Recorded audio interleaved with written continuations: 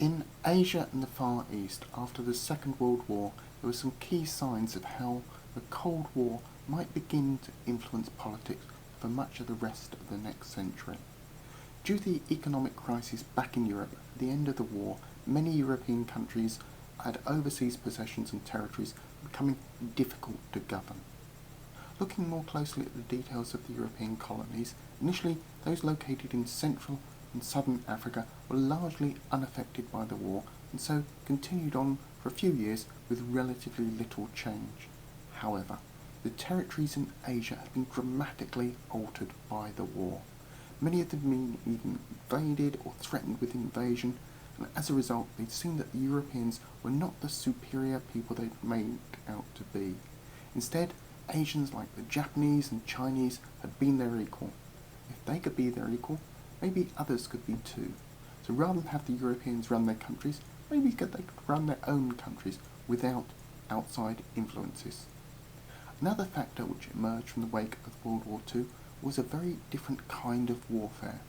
Now, it had been seen before in various guises, from Mosby's raiders in the American Civil War to Boer commanders in South Africa. However, the Second World War it reached a new height of sophistication and more widespread use. The various names for this, from unconventional warfare or guerrilla warfare, but whatever the name, it enables highly motivated but poorly equipped troops with good local knowledge and support to fight on equal terms with larger numbers of better equipped foreign troops who don't know the area. In 1946, 3 separate countries of the region all underwent a dramatic change. That change was handled very differently in different ways and had vastly different outcomes. These 3 areas were India, Indochina and China. Starting with the Republic of China, which had been at war with Japan from 1937 to 1945. It, like Russia, had only recently emerged from a controlling monarchy, which the workforce had little control over their lives. But instead of having a communist revolution, when the Qing dynasty was overthrown in 1912, China had a series of warlords, nationalists and Japanese invaders all vying for control of the country. At the time of the Japanese invasion in the previously occupied area of Manchuria, Chiang Kai-shek led the largest part of China and had the largest and best trained and equipped army. This nationalist army did most of the fighting against the Japanese, but in turn it also suffered the greatest number of casualties. These forces were assisted and supplied by the Americans and the British in their fight against the Japanese. There was, however, another large group, the Communists, which during the war with Japan put aside their differences with the nationalists and with support from Russia engaged the Japanese in many battles. The decisive blow of the war, however, came when Germany surrendered and Russia's late declaration of war on the Japanese. These Russian troops then overran many of the Japanese occupied areas, and when the Russians eventually withdrew from these areas, it was found that they carried out systematic looting of those areas.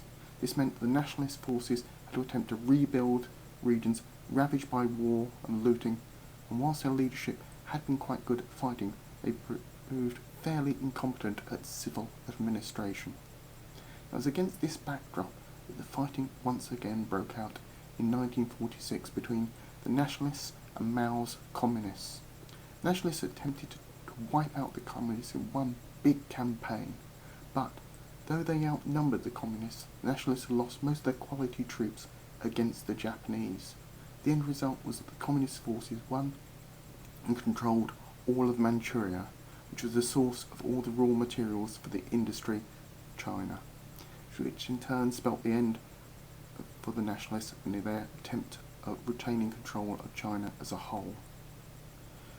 The result was that the communists take over the country by the end of 1949, and the nationalists retreat to the large island of Taiwan, where they formed a government in exile.